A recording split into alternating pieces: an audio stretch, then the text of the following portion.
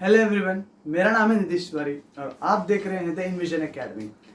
आज हम करने जा रहे हैं ऑप्टिकल एक्टिविटी और ऑप्टिकल आइसोमर्स। तो चलिए शुरू करते हैं।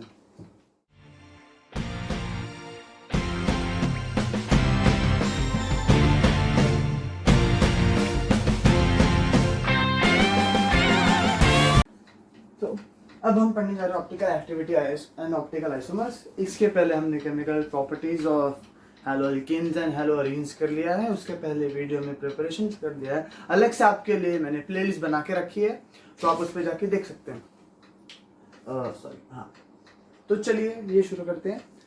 देखिए, कभी भी अगर कोई लाइट आ रही है, कोई चीज आ रही है, तो काफी अनऑर्गेनाइज्ड मैटर में आती है। मतलब जैसे मान लीजिए ये एक लाइट आ रही है, ठीक है, ये एक लाइट आ रही है, ठीक है। अब जब लाइट आती है तो बहुत ही अनऑर्गेनाइज्ड रहती है वो। पहले इधर इधर आ रहा हूँ, हर जगह पे वाइब्रेट होती है। जैसे अपन बोलते हैं ना, रैंडमली उसकी डायरेक्शन स्प्रेड होते हैं। जैसे लाइट स्प्रेड होती है तो कैसे हर डायरेक्शन में स्प्रेड होती है, ठीक है।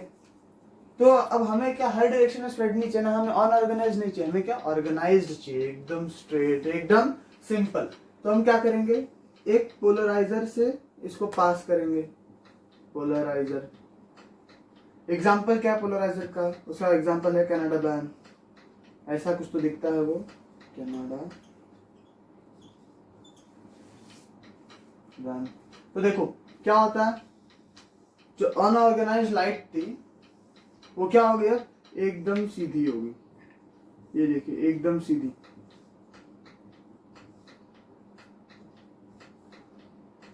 एकदम सीधी, इसको क्या बोलते हैं हम?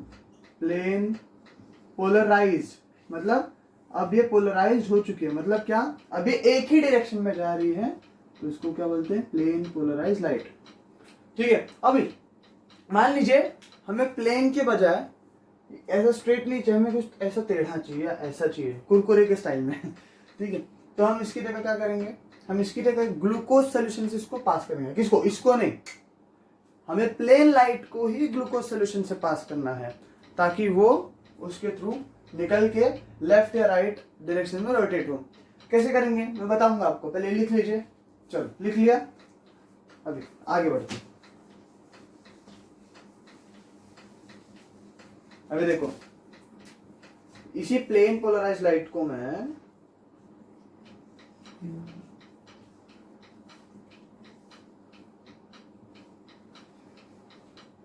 इसको मैं ग्लूकोज सोल्यूशन में भेजूंगा। ग्लूकोज के सोल्यूशन में भेजूंगा, ठीक है। अब देखो मैंने क्या बोला, प्लेन पोलराइज लाइट को अगर मुझे किसी डायरेक्शन में रोटेट करना है तो मैं उसको क्या, ग्लूकोज सोल्यूशन में भेजूंगा, जो कि एक ऑप्टिकली एक्टिव कंपाउंड है, ठीक है। ग्लूकोज सोल्यूशन में भेजूंगा, और ये क्या है, ऑप्टिकली एक्टिव है। ये एक ऑप्टिकली एक्टिव कंपाउंड है,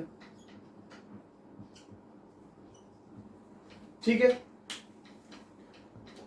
तो ये क्या करेगा, इसको दो डायरेक्शन में रोटेट करवाएगा, ओके। देखो पहला डायरेक्शन कौन सा होगा, राइट साइड में। पहला लेफ्ट भी हो सकता है, कंपलसरी नहीं है कि पहले राइट पहले लेफ्ट। मैं पहले राइट बनाता हूं ताकि मुझे याद रखने को इजी रहे। राइट वाले को क्या बोलते हैं हम? Dextro, dextro rotatory, dextro rotatory, इसको हम बोलते हैं डी प्लस। लेफ्ट वाले में क्या बोलेंगे? देखो लेफ्ट वाला ऐसा दिखता है, ये होता है लेफ्ट, इसको बोलते हैं हम लेवो रोटेटरी।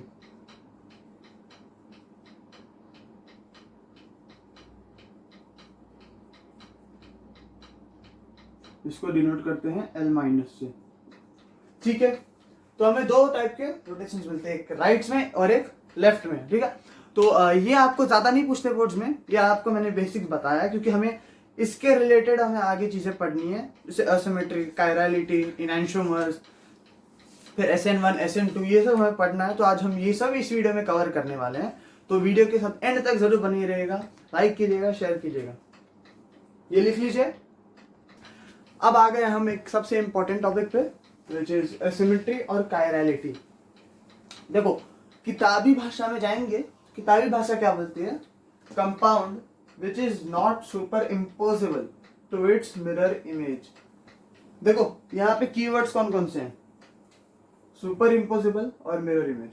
ठीक है, सुपर इम्पोजेबल का मतलब क्या होता है आप जान लीजिए ढंग से। ठीक है, मान लो तुम्हारा लेफ्ट हाथ है, ठीक है, ये एक मिरर है, यहाँ पे तुमने ये मेरी ड्राइंग को जरा माफ कर देना तुम लोग, ये लेफ्ट हाथ है मेरा,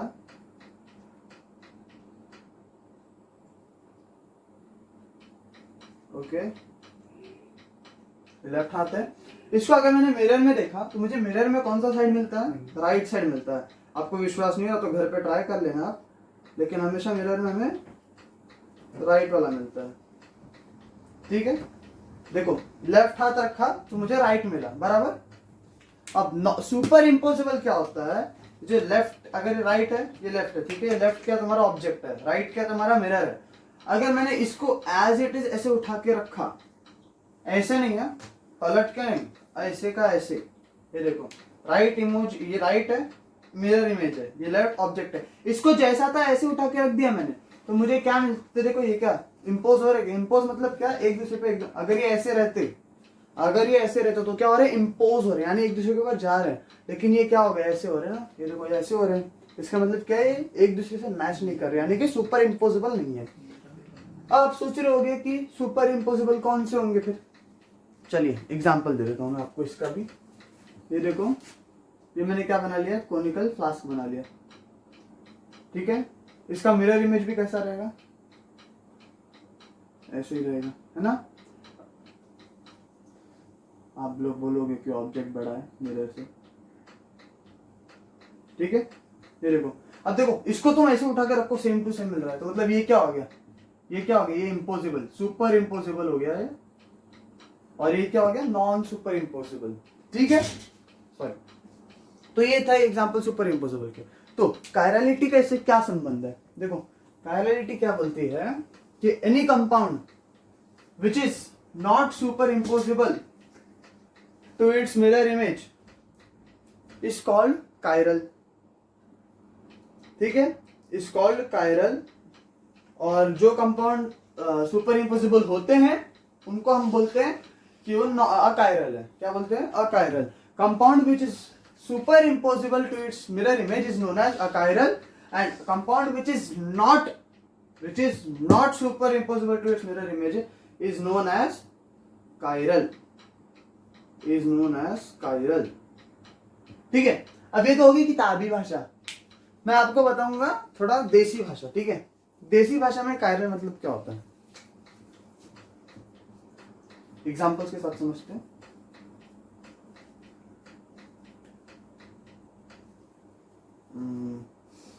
ओके, यहाँ पे क्या लिख दूं मैं, यहाँ पे क्या लिख दूं मैं, यहाँ पे बी आर लिख देता हूँ। ठीक है, अब देखो देसी भाषा में कायरलिटी का मतलब क्या होता है, कायरलिटी या असिमेट्री का मतलब क्या होता है कि एक कार्बन पे चारों ग्रुप्स अलग अलग हो। ठीक है, चार के चारों ग्रुप्स अलग अलग। ठीक है, देखो इसमें एक भी ग्रुप सेम है क्या, नहीं। अगर तुम बोलोगे कि यहाँ पे CH2 है तो यहाँ पे CH3 है, ठीक है, ये CH3 ग्रुप है, ये C2H5 ग्रुप है, यहाँ पे हाइड्रोजन, यहाँ पे Br है। देखा, चारों के चारों अलग अलग है, मतलब ये क्या है, असिमेट्रिक, मतलब इसका कोई सिमेट्री नहीं है। देखो उसको तुम काट नहीं सकते कहीं से, क्योंकि सिमेट्रिकल नहीं है। सेकंड एग्जांपल ले लेते हैं, सेकंड एग्जांपल ले लेते हैं। अब बताओ मुझे, ये है क्या कायरल, नहीं यार। ये देखो ना, हाइड्रोजन हाइड्रोजन सेम है ना, ठीक है, तो ऐसा नहीं है कि हाइड्रोजन सेम हुआ तो कायरलिटी वो तब भी कायरल रहेगा, नहीं, गलत। हाइड्रोजन भी नहीं रहना चाहिए, एक ही ग्रुप रहना चाहिए। हाइड्रोजन भी एक टाइप का ग्रुप ही है। तो अगर इस हाइड्रोजन की जगह मान लीजिए मैंने यहाँ पे Br लिख दिया, तो ये क्या हो गया, कायरल हो गया, यानी कि असिमेट्रिक हो गया।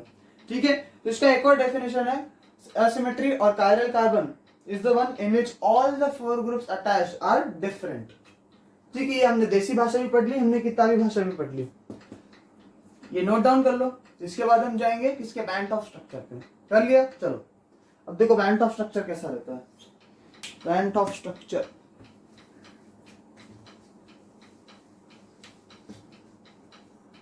Band of structure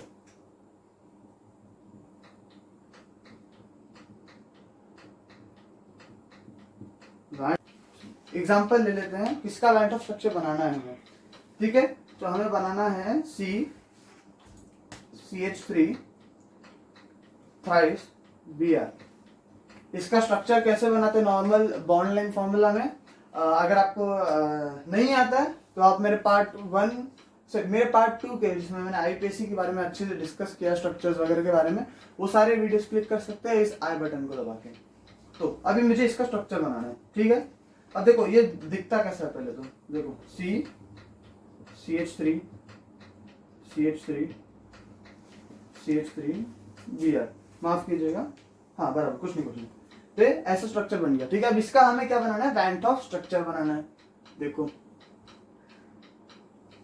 वैंट of structure बनाएंगे हम।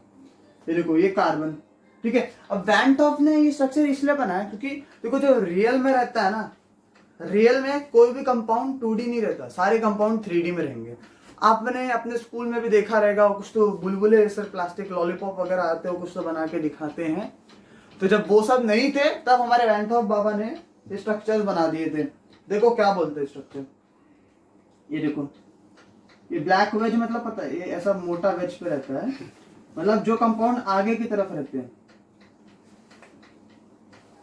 जो कंपाउंड आगे की तरफ, मतलब जो बाहर निकलते हैं आगे रहेगा, ठीक है।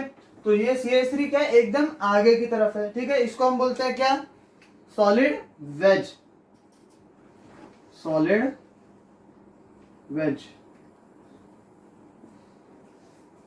ओके। चलो अब प्लेन के आगे, अब एक क्या होगा, अब एक पीछे भी होगा, ऐसे पीछे के साइड, तो उसको हम डॉटेड लाइन से डिनोट करते हैं, विच इज CH3, है कि नहीं। ये पीछे के साइड, ये आ गया यहाँ के साइड, इसको लिख दिया इन्होंने डॉटेड लाइन। अब भैया आगे हो गया पीछे हो गया, अब क्या राइट और लेफ्ट लेना है, ठीक है। चलो यहाँ पे CH3 आ गया और यहाँ पे Br आ गया, ठीक है। अब ये कौन सा राइट में कौन सा लेफ्ट में, इस पे अपने को डिटेल्स जानने की जरूरत नहीं है। तो हमें मेन क्या दिखाना था कि कौन सा आगे है और कौन सा पीछे है, ठीक है। हमने ये बता दिया है। चलो इस कंपाउंड का आईपीएसी क्या आएगा बताओ, चलो देख लो क्या आएगा आईपीएसी। टर्ट ब्यूटाइल, टर्ट को मैं टी लिख रहा हूँ, टी लिख सकते हैं, टी ब्यूटाइल कौन सा, ब्रोमाइड, ठीक है। आप इसको आईपीएससी वाले वीडियो में अच्छे से देख सकते हैं। इस आई बटन पे क्लिक कीजिए, आप आईपीएससी वाले वीडियो पे पहुंच जाएंगे, ठीक है। और अपने फ्रेंड्स को भी हेल्प कीजिए आईपीएससी में, क्योंकि आपको अगर आईपीएससी अच्छे से आता तो आपके सारे दोस्तों को भी अच्छे से आना ही चाहिए, ये आपकी जिम्मेदारी है, ठीक है। तो चलिए ये नोट डाउन कर लीजिए, वैंट ऑफ स्ट्रक्चर।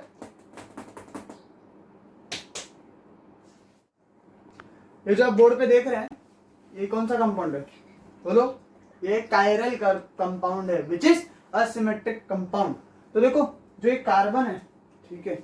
अब इसमें देखो कायरल कार्बन कौन सा है, मतलब ऐसा कौन सा कार्बन है जिसके अराउंड चारों के चारों ग्रुप्स क्या है, अलग अलग है। मान लो पहले ये देख लिया, इसके अराउंड देखो 2 हाइड्रोजन सेम है, गलत, Br तो हो ही नहीं सकता, ये भी गलत है, तो बचा कौन सा, ये। तो इसको मैंने स्टार मार्क कर दिया, मतलब क्या, इस कंपाउंड को बोलते हैं कायरल कार्बन, या तो और कायरल सेंटर, ठीक है। यानी जिस कार्बन के अराउंड चारों के चारों ग्रुप्स अलग होंगे, हमारी देसी भाषा के हिसाब से जिसको कायरल बोलते हैं, वो कंपाउंड क्या होगा, कायरल कार्बन और कायरल सेंटर।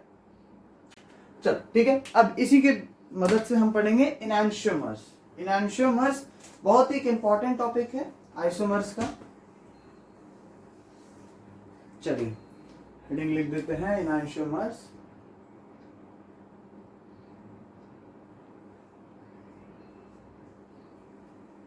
चलो इनैंशियोमर्स क्या होता है। इनैंशियोमर्स वो कंपाउंड्स होते हैं जिनके अंदर कायरल कार्बन प्रेजेंट रहता है और वो एक दूसरे के मिरर इमेजेस पे नॉन सुपर इम्पोजेबल रहते हैं। अब देखो ये जो लास्ट का पार्ट था ये तो एडिशनल था, अगर कायरल कार्बन है इसका मतलब ही क्या होगा कि वो लोग नॉन सुपर इम्पोजेबल है, ठीक है।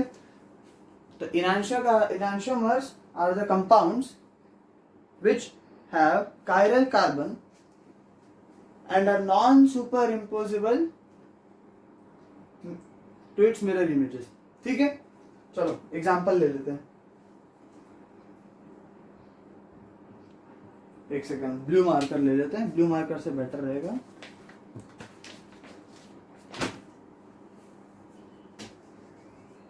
पहले मैंने ले लिया सी, यहाँ पे डाल लिया Br, ऊपर ले लिया मैंने CH3, आगे की तरफ से तो यहाँ पे क्या ले लें आपको, लेट्स से यहाँ पे ले लिया मैंने C3H7, डॉटेड लाइन पे मैंने ले लिया। डॉटेड लाइन मतलब क्या बताया था, which is behind the plane. यहाँ पे रख दिया मैंने एक मिरर, ठीक है, मिरर रख दिया मैंने। अब देखिए इसका इनांशोमर्स कैसे बनता है।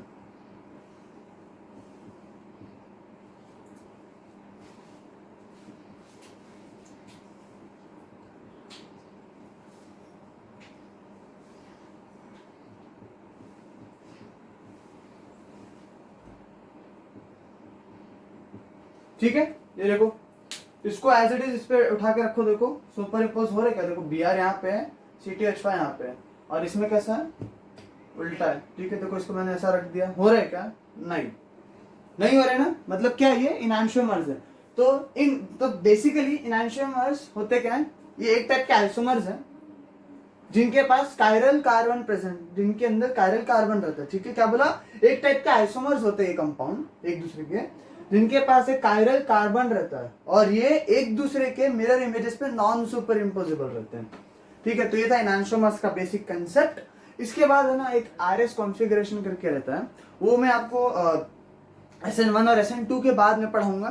पहले हम SN1 और SN2 कर लेते हैं, एक बार अच्छे से नोट डाउन कर लीजिए, इसके बाद SN1 और SN2 हमें करना है, फिर हम ये वीडियो में खत्म। सो अब जाएंगे हम SN2 SN1 पे।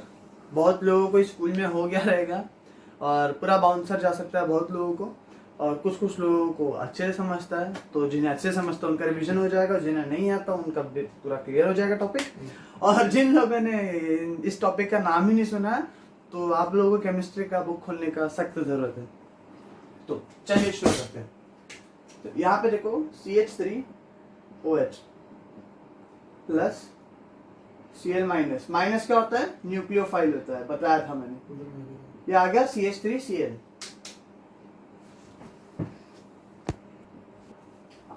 तो इसके साथ हमें ये कंपाउंड मिलता है। अब ये कौन से मैकेनिज्म के थ्रू होता है, ये होता है SN2 मैकेनिज्म के थ्रू। ठीक है, SN2 का फुल फॉर्म क्या है, देखो bye molecular nucleophilic substitution reaction. ठीक है, क्या देखो Cl क्या है, न्यूक्लियोफाइल क्यों है, क्योंकि उसके ऊपर नेगेटिव है। ठीक है, तो न्यूक्लियोफाइल सब्स्टिट्यूट हो रहा है, किसकी जगह, OH की जगह Cl आ रहा है। ठीक है, तो ये इसका डेफिनेशन है। अब इसके केमिकल काइनेटिक्स पढ़ लेते हैं। ठीक है, इसका जो रेट ऑफ रिएक्शन है वो किस पे डिपेंड रहेगा, तो देखिए जो इसका रेट है ना, इसका रेट हमारे रिएक्टेंट और हमारे न्यूक्लियोफाइल दोनों पे डिपेंडेंट रहेगा। यानी कि इस रिएक्शन यानी SN2 को फेवर करना है तो हमें क्या लेना है, स्ट्रॉन्ग न्यूक्लियोफाइल। जितना ज्यादा स्ट्रॉन्ग होगा न्यूक्लियोफाइल उतना ही जल्दी दिखाएगा SN2 रिएक्शन। ठीक है, ये हमने कुछ ले लिया, इसके बारे में बेसिक्स ले लिए। अब इसका मैकेनिज्म पढ़ेंगे। मेरा बोर्ड छोटा है इसलिए मुझे ये सब इरेज करना पड़ेगा, आप एक बार नोट डाउन कर लीजिए। हमें इसके बाद सिर्फ इस रिएक्शन की जरूरत रहेगी। तो ये हमारा कंपाउंड है। ठीक है, इसको मैंने रैंक ऑफ स्ट्रक्चर में लिख लिया है, जो मैंने अभी थोड़ी देर पहले आपको पढ़ाया था। तो चलो इसके बाद क्या होगा, एक slow step which is RDS माने रेट डिटरमाइनिंग स्टेप। ठीक है, आप अगर केमिकल काइनेटिक्स पढ़ेंगे, जो कि मेरा नेक्स्ट चैप्टर जिसके मैं वीडियोस बनाऊंगा, अभी तो फिलहाल मेरे वीडियोस में तो डिले हो रहा है क्योंकि तबीयत थोड़ी ऊपर नीचे थी मेरी। तो ये क्या है, स्लो स्टेप है which is rate determining step. यहाँ पे क्या होगा, देखो यहाँ पे क्या होगा, ये एक H, यहाँ से हाइड्रोजन ऑक्सीजन OH यहाँ से बॉन्ड बनाएगा, माफ कीजिए,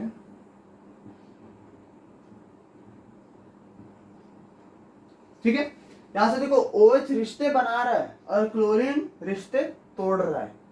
ठीक है, मतलब क्या कर रहा है, कार्बन को ये पसंद आ गई है और क्लोरीन को धोखा दे रहा है धीरे धीरे। ठीक है, देखो यहाँ पे ना ये इसको बोलते हैं अपन ट्रांजिशन स्टेट, मतलब ये हाईली अनस्टेबल है।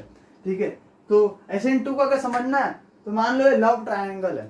ठीक है, जिसमें carbon is the big show, carbon को OH को कार्बन के पास आना है और कार्बन के पास फिलहाल कौन है, क्लोरीन। कुछ तो आग वाग लगाती है OH लगाता है, मैं फेमिनिस्ट नहीं। तो OH आता है यहाँ पे। ठीक है, तो कार्बन क्या पहले इसके साथ रिश्ते बनाता है धीरे धीरे। भाई धीरे धीरे होता है ना सब स्टेज, देखो इसलिए लिखा है ना स्लो स्टेप, क्योंकि ये सब काम हमेशा स्लोली करना चाहिए, अचानक से करोगे ना फंस जाओगे।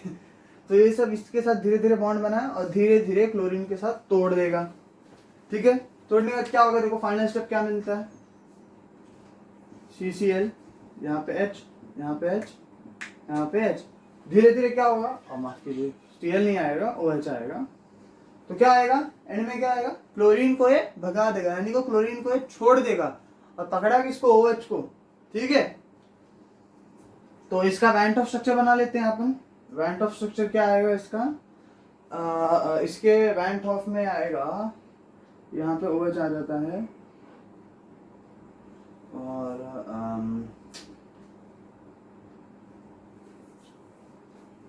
यहाँ पे वेज और यहाँ पे आ जाएगा तुम्हारा डॉटेड। ठीक है, मुझे ये बताओ इसमें और इसमें क्या फर्क हो रहा है। देखो देखो ये देखो, ये हाइड्रोजन डॉटेड यहाँ पे है, क्लोरीन यहाँ पे है।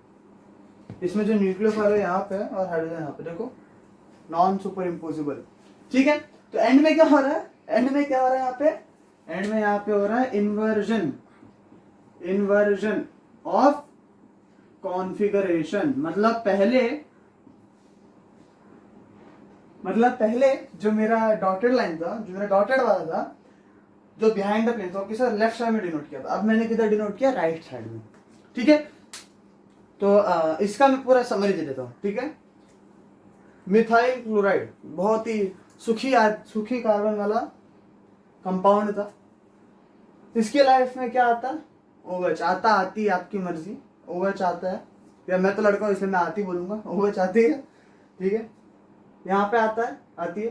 तो धीरे धीरे क्या कार्बन के साथ बॉन्ड बनाएगा, रिश्ते बनाएगा। पहले फ्रेंड बनते हैं, फिर बेस्ट, आपने सुना ना, पहले फ्रेंड्स थे, फिर बेस्ट फ्रेंड बन गए, फिर लव स्टार्ट हो गया। वही हो रहा है यहाँ पे, देखो पहले फ्रेंड था, फिर धीरे धीरे इस स्टेट में, इसको क्या बोलते हैं, ट्रांजिशन स्टेट, इसको क्या बोलते हैं, ट्रांजिशन स्टेट। पहले फ्रेंड्स थे, फिर बेस्ट फ्रेंड्स बन गए, फिर लव स्टार्ट हो गया और क्लोरीन को क्या कर दिया, भगा दिया। समझे, एंड रिजल्ट क्या आ रहा है, OH इसकी बन गई। तो इसका और इन्वर्ज हो गया, मतलब जो लेफ्ट साइड में था वो राइट साइड में हो गया, इसको बोलते हैं इन्वर्जन ऑफ कॉन्फ़िगरेशन। ठीक है, ये इसका मैकेनिज्म था पूरा। अब किसके साथ कैसा होता है, क्यों होता है, बताएंगे। ट्रांजिशन स्टेट सबसे ज्यादा अनस्टेबल रहता है, इसके पास सबसे ज्यादा एनर्जी रहेगी क्योंकि ये सबसे ज्यादा अनस्टेबल है। ठीक है, तो अगर ग्राफ बनाएंगे अपन इस मैकेनिज्म का, तो सबसे ऊपर पे क्या रहेगा, ये वाला स्टेट, क्योंकि सबसे ज्यादा एनर्जी किसके पास होती है, जो अनस्टेबल रहता है। ठीक है, तो ये मैकेनिज्म आप लिख लीजिए। इसके बाद हम एनर्जी प्रोफाइल डायग्राम बनाएंगे, जिसके अंदर हम ये सब का एनर्जी लेवल वगैरह सब दिखेंगे। Energy profile diagram.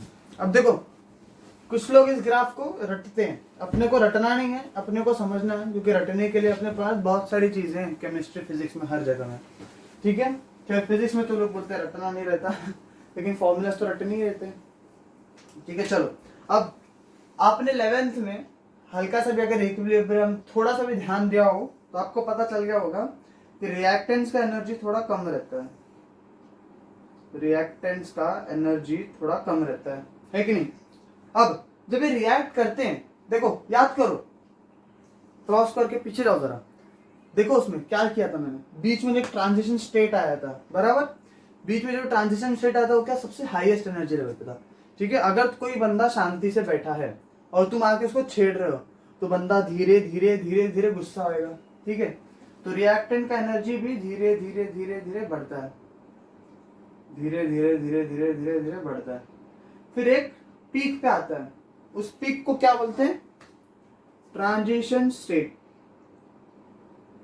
Transition state, ठीक है, इस पीक को हम बोलते हैं ट्रांजिशन स्टेट। अब ये देखो, ये फिर धीरे, जब एक बार गुस्सा निकल जाता ना इंसान का, तो फिर बाद में इतना ज्यादा शांत हो जाता है कि किसी को पता भी, किसी कोई गैस भी नहीं कर सकता कि इतना गुस्सा था भी। तो देखो इसका प्रोडक्ट का एनर्जी देखो, प्रोडक्ट का एनर्जी देखो रिएक्टेंट से कितना कम है कि नहीं? ठीक है, तो देखो ये ट्रांजिशन स्टेट से लेके रिएक्टेंट तक का जो एनर्जी डिफरेंस रहता है, जिसको हम डेल्टा ई बोलते हैं, उसको सॉरी ई ए बोलते हैं, सॉरी ई ए बोलते हैं, वो होता है activation energy. E A is your activation energy, activation energy, ठीक है। और जो रिएक्टेंट और प्रोडक्ट के बीच में होता है उसको बोलते हैं हम डेल्टा एच। इसका आंसर क्या आएगा? Heat of reaction, heat of reaction. ये सब देखो बेसिक चीजें हैं, थर्मोडायनेमिक्स में भी आपने पढ़ा होगा, डेल्टा एच क्या होता है, डेल्टा ई क्या होता है। हमने सिंपल लॉजिक लगाया कि देखो रिएक्टेंट्स के साथ पहले क्या, रिएक्टेंट्स क्या होता है, लो एनर्जी पे रहते हैं, धीरे धीरे धीरे धीरे ट्रांजिशन स्टेट पे पहुंचते हैं, फिर वहां से एक सडन ड्रॉप होता है, क्योंकि प्रोडक्ट से आते स्टेबल होते हैं, धीरे धीरे धीरे धीरे धीरे धीरे धीरे धीरे नीचे आते हैं, ठीक है, ये नोट डाउन कर लो। अब इसके बाद हम इसकी रिएक्टिविटी के बारे में बात करेंगे, यानी कि कौन सा कंपाउंड कितना ज्यादा रिएक्ट होता है, SN2, कौन सा SN2 ज्यादा दिखाएगा कम दिखाएगा, वो सब हम बात करेंगे, ठीक है। ये लिख लिया आपने, चलो ये देखो मैं यहाँ पे छोटा सा गया, एक काम करो आप लिख लो, मैं इसको इरेज करके ये पे आपको बताऊं। ये हमने आगे रिएक्टिविटी के ऊपर, ठीक है। अब SN2 के बारे में अगर बात करोगे, SN2 में हमने क्या देखा, एक बंदा अंदर घुसने का ट्राई करता है। अब तुम मुझे बताओ कि जो कंपाउंड जितना सैंपल रहेगा, यानी कि जितना कम जगह, जितना कम ऑक्यूपाइड रहेगा, उतना ही इजीली कोई तीसरा बंदा आ सकता है कि नहीं? इसका रियल लाइफ में एप्लीकेशन मत ढूंढना, क्योंकि रियल लाइफ में ऐसा करोगे तो फंस जाओगे। तो देखो अगर इस कंपाउंड में देखो सब हाइड्रोजन है, चिंदी चिंदी छोटे छोटे मॉलिक्यूल्स है, क्या फटाक से OH आ जाएगा, बैठ जाएगा, तो सबसे ज्यादा रिएक्टिव है। अभी देखो इसके पास देखो 2 कार्बन है, तो 2 थोड़े बल्कि, एक बल्कि मॉलिक्यूल है, कार्बन थोड़ा सा बल्क है, तो OH घुसने को थोड़ा ट्राई करेगा, लेकिन एंड में घुस जाएगा। सेकेंडरी वाले में थोड़ा सा मुश्किल होगा, क्यों? क्योंकि 3 कार्बन है, 3 कार्बन, समझ रहे हो? तो कितना ज्यादा स्टेरिक हिंड्रेंस, जो भीड़ भाड़ में बोल रहे हो उसको बोलते हैं हम क्या? Steric hindrance, STERIC, steric hindrance. Steric hindrance मतलब क्या? भीड़ भाड़। देखो यहाँ पे कितना कम भीड़ भाड़ है, यहाँ पे थोड़ा ज्यादा, यहाँ पे थोड़ा और ज्यादा, यहाँ पे तो भाई 3rd डिग्री है। मतलब क्या, जो प्राइमरी रहते हैं वो सबसे इजीली SN2 दिखाएंगे, सेकेंडरी वाले मीडियम, और थर्ड वाले तो मतलब बहुत ही ज्यादा इम्पॉसिबल है उनके लिए, बहुत ही ज्यादा बल्कि और स्ट्रॉन्ग बेस लगेगा, नहीं बहुत ही ज्यादा। देखो स्ट्रॉन्ग न्यूक्लियोफाइल तो इन लोग में भी लगेगा, लेकिन अगर तुमको टर्शरी को SN2 करवाना है ना, तो बहुत ही ज्यादा स्ट्रॉन्ग लगने वाला है, इतना इजीली नहीं होगा। तो अब करेंगे क्या, अगर मुझे टर्शरी में न्यूक्लियोफिलिक सब्स्टिट्यूशन में लिखवाना है तो करूँ क्या, मैं कैसे करेंगे? तो इसके लिए हमने एक नया मैकेनिज्म पता चला था, विच इज SN1, ठीक है। तो आप ये लिख लीजिए, इसके ऊपर एक क्वेश्चन कर लेते ना, देखते किसका कितना क्लियर हुआ ढंग से, ठीक है। मैं क्वेश्चन दे देता हूं आपको,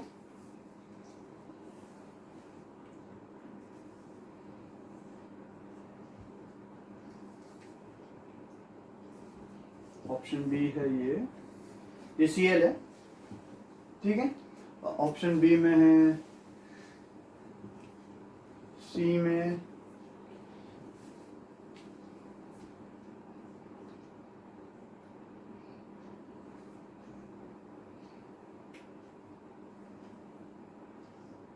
और डी में आपको नॉर्मल है, ठीक है। चलो अभी जिसको बॉन्ड लाइन स्ट्रक्चर नहीं पता है उनको मैं अभी सिखा देता हूँ। देखो क्या होता है, ये जहाँ पे एज खत्म होता नहीं, देखो ये एक एज, ये एक एज, ये सब क्या है, कार्बन्स होते हैं। ये देखो जितने भी डॉट है ना, सारे कार्बन्स है। ये मैं बना रहा हूँ, क्वेश्चन में बना के नहीं देते, क्वेश्चन में डायरेक्ट लाइन्स देते हैं, ठीक है। ये सारे क्या है, कार्बन है, ठीक है। तो देखो ये कौन सा डिग्री हो गया, ये सेकेंड डिग्री हो गया, ये कौन सा 1 डिग्री हो गया, ये तो 3rd डिग्री दिख रहा है आपको, देखो ना यहाँ पे हाइड्रोजन होगा यहाँ पे। हाँ, अगर ऐसा लाइन खत्म हो रहा है, मान लो ये ऐसा लाइन खत्म हो रहा है, ठीक है, मतलब क्या है, इस लाइन के आगे कुछ नहीं, मतलब क्या, हाइड्रोजन है समझ लो, ठीक है। चलो ये क्या है, ये भी 1 डिग्री। अब देखो सबसे पहले इजीली कौन रिएक्ट करता है, 1 डिग्री। अब 1 डिग्री में कौन सा इजीली रिएक्ट करेगा, किसके पास सबसे कम कार्बन है, डी के पास, तो पहले होगा डी,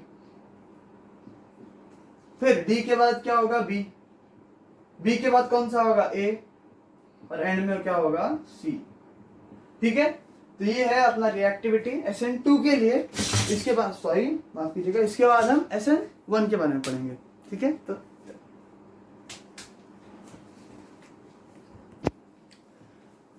अभी हमने क्या क्या पढ़ा, SN2 पढ़ लिया, ऑप्टिकल एक्टिविटी पढ़ लिया, अब हम जाएंगे SN1 पे, ठीक है। SN1 का फुल फॉर्म क्या है, SN1 का फुल फॉर्म है यूनिमॉलिक्यूलर न्यूक्लियोफिलिक सब्स्टिट्यूशन रिएक्शन। तो अभी इसमें, अभी हमने पहले क्या पढ़ा था, प्राइमरी वाले रिएक्शंस पढ़े थे। मैंने बताया था आपको सेकेंडरी वाले में मीडियम रहता है, कभी दिखाएगा कभी नहीं दिखाएगा, आपके न्यूक्लियोफाइल पे डिपेंड करता है। लेकिन जो इसका रेट होगा ना, जो SN1 वाले रिएक्शन का जो रेट होगा, वो सिर्फ आपके रिएक्टेंट पे डिपेंड करता है। यानी कि उसमें अगर आपने एकदम वीक न्यूक्लियोफाइल डाला ना तो भी काम चल जाएगा। देखिए क्या, वीक न्यूक्लियोफाइल। अब अनलाइक SN2, SN1 2 स्टेप में होता है। कौन से स्टेप्स, फॉर्मेशन ऑफ, पहला स्टेप होता है फॉर्मेशन ऑफ कार्बोकैटायन, ठीक है। इसमें क्या होगा, जो OH रहता है, अब देखो पुराने वाले में क्या रहता है, OH बहुत ही शातिर रहता है, वो क्या करता है, इनका रिश्ता टूटने से पहले ही वो बीच में आ जाता है। इसमें क्या करता है, वो अच्छे बच्चे की तरह वेट करता है इन लोग का ब्रेकअप होने के लिए। फिर इन लोग का जैसे ही ब्रेकअप होता है, क्या हो जाता है, कार्बोकैटायन फॉर्म हो जाता है, यानी कि क्या, क्लोरीन गायब, क्लोरीन गायब, तो क्या बन गया, कार्बोकैटायन बन गया, ठीक है। अब स्टेप 2 में क्या होगा, स्टेप 2 में क्या, देखो न्यूक्लियोफाइल है, न्यूक्लियोफाइल अटैक करेगा इस पे, ठीक है। पहले स्टेप 1 लिख लो, जो एरोमेटिक कंपाउंड्स है उनका हम न्यूक्लियोफिलिक सब्स्टिट्यूशन इसके बाद वाले हाफ में लेंगे। पहले अपन हेलो अल्केन्स पे लेंगे, उसके बाद हेलो अरेन्स पे आएंगे, ठीक है। तो ये स्टेप 1 है। स्टेप 2 में लिखूंगा, जगह नहीं मिल रहा मुझे, थोड़ा बड़ा है स्टेप 2 में क्या होगा, अटैक ऑफ न्यूक्लियोफाइल होगा, ठीक है। अब देखो OH के पास, जो OH अपना न्यूक्लियोफाइल है, इसके पास 2 रास्ते होंगे। एक तो ये सामने से अटैक करेगा, जिसको हम बोलते हैं फ्रंट साइड अटैक, और ये के पीछे से आके अटैक मारेगा, which is back side attack, ठीक है। तो अगर ये फ्रंट से आया, तो यहां पे क्या होगा, रिटेंशन ऑफ कॉन्फिगरेशन,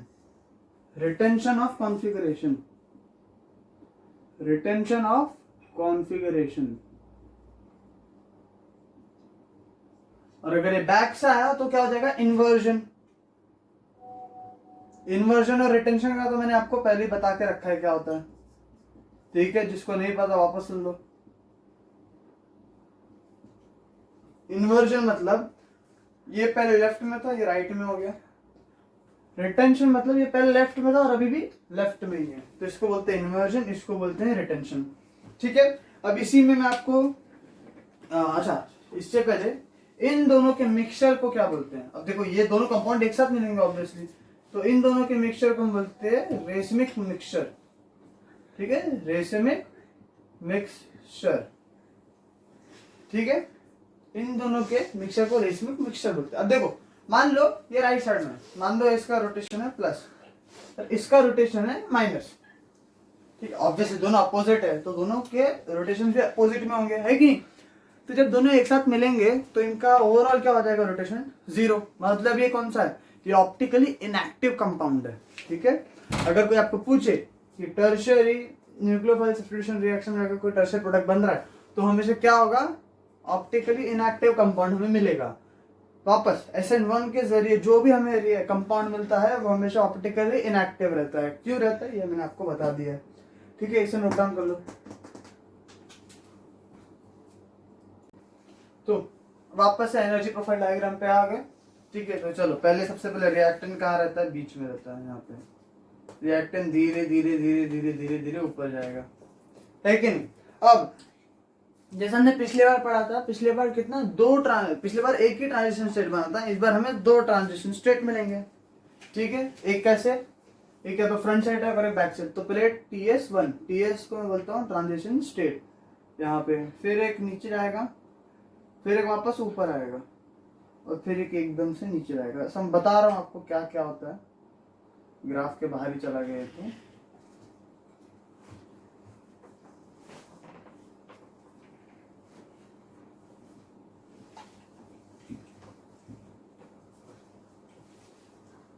रिएक्टेंट्स इसको बोलते हैं और इसको बोलते हैं प्रोडक्ट्स।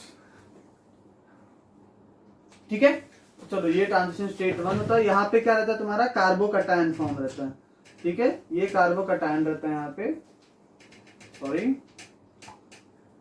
पे कार्बोकटायन रहता है। ट्रांजिशन स्टेट 2 आता है।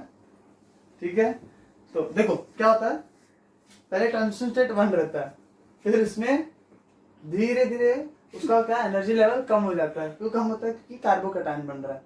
ठीक है, कार्बोकटायन बनते बनते क्या होता है, ट्रांजिशन स्टेट 2 में आता है, जब वो बैक साइड और फ्रंट साइड अटैक होते हैं, फिर एकदम से क्या मिलता है, प्रोडक्ट मिलता है। ठीक है, चलो अब हाँ, इसको हम बोलते हैं EA1, यहां से लेके यहां से, इसमें दो एक्टिवेशन एनर्जी होगी यहां से यहां तक।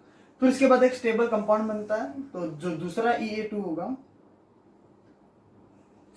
ये यहाँ पे होगा, और डेल्टा एच तो यहीं पे होने वाला है। ठीक है, ये बन गया तुम्हारा ग्राफ। अब इसका रिएक्टिविटी, ठीक है, इसका रिएक्टिविटी देख लो कैसा आएगा। देखो इसका रिएक्टिविटी कैसा आएगा, CH3Cl, फिर तुम्हारा CH3CH2Cl, CH3CH, CH3Cl, CH3CH3CH3Cl।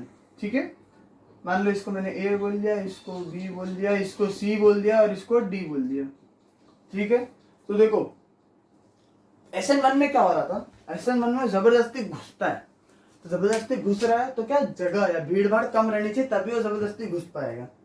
SN2 में क्या होता है, कार्बोकटायन का फॉर्मेशन होता है। अब कार्बोकटायन का फॉर्मेशन यानी कार्बोकटायन जिसमें सबसे ज्यादा स्टेबल रहेगा वही सबसे इजीली SN1 दिखाएगा। तो इसमें देखो सबसे स्टेबल कार्बोकटायन कौन सा बनाएगा ना, चलो इससे स्टार्ट करते हैं। ये तो प्राइमरी है, ये भी प्राइमरी है, ये सेकेंडरी है, ये टर्शियरी में सबसे बेटर कौन सा रहेगा, D। तो D सबसे पहले, D के बाद C, C के बाद B, B के बाद A। ये तुम्हारा reactivity series for SN1 reaction. ठीक है, तो ये हो गया हमारा SN1। ठीक है, देखो क्या आता है SN2 में, तो रिवाइज करते हैं। SN2 में क्या होता है, SN2 में पार्शियली बॉन्ड फॉर्म होता है, पार्शियली बॉन्ड टूटता है। ठीक है, लव ट्रायंगल जो मैंने आपको समझाया था। SN1 में क्या होता है, कंप्लीटली टूट जाता है, मतलब वो अच्छे बच्चे की तरह वेट करता है इन लोगों खत्म होने के लिए और बाद में एंट्री मारता है। ठीक है, कार्बोकटायन सबसे ज्यादा स्टेबल होता है। ठीक है, प्रोडक्ट से कम स्टेबल रहेगा ऑब्वियसली। ठीक है, तो पहले रिएक्टेंट यहाँ पे रहेगा, रिएक्टेंट से फिर वो जाके ट्रांजिशन 1, फिर उसके बाद यहाँ पे ट्रांजिशन 2 के पास जाता है। फिर इसी तरह से रिएक्टिविटी भी रहती है SN1 की भी, SN2 की भी। चलिए, हमने मैकेनिज्म भी कर लिया। अब बोर्ड में पूछा गया फेवरेट क्वेश्चन है, difference between SN1 and SN2। ये लिख लो, इसके बाद मैं आपको डिफरेंशिएट करके बताऊंगा SN1 और SN2 के बीच में।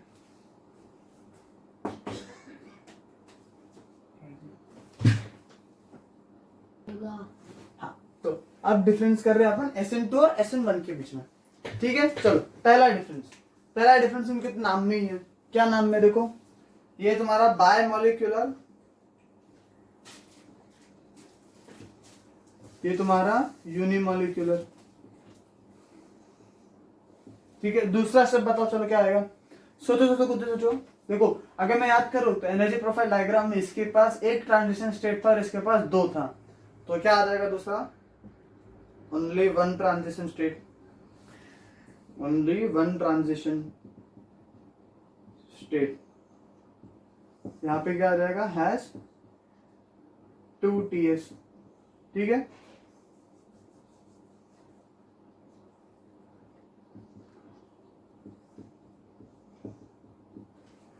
यहाँ पे भी मैं अच्छे से तुम लोग स्टेटमेंट बना के अच्छे से लिख लेना। TS मतलब ट्रांजिशन स्टेट। ठीक है, TS मतलब क्या, ट्रांजिशन स्टेट। फिर थर्ड क्या आएगा, इसका रेट किस पे डिपेंड करता है, न्यूक्लियोफाइल और रिएक्टेंट दोनों पे। तो इसका रेट डिपेंड्स ऑन न्यूक्लियोफाइल और इसका rate does not depends on nucleophile. मतलब क्या, ये लाइट वीक न्यूक्लियोफाइल से भी SN1 दिखा देगा ये। ठीक है, चलो इसमें एक और चीज है, इसमें क्या, इसमें सॉरी SN1 में क्या होता है, कार्बोकैटायन फॉर्मेशन होता है। तो क्या, फॉर्मेशन ऑफ कार्बोकैटायन।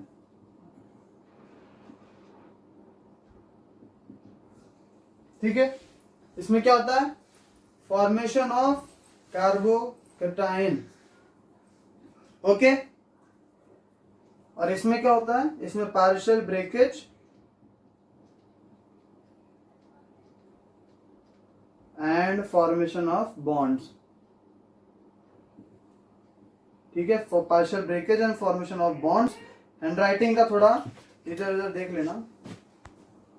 ठीक है, चलो नेक्स्ट पॉइंट क्या आएगा, इसमें 100% इन्वर्जन होता है। मतलब जो लेफ्ट में रहता है वो क्या रहता है, राइट में आ जाता है।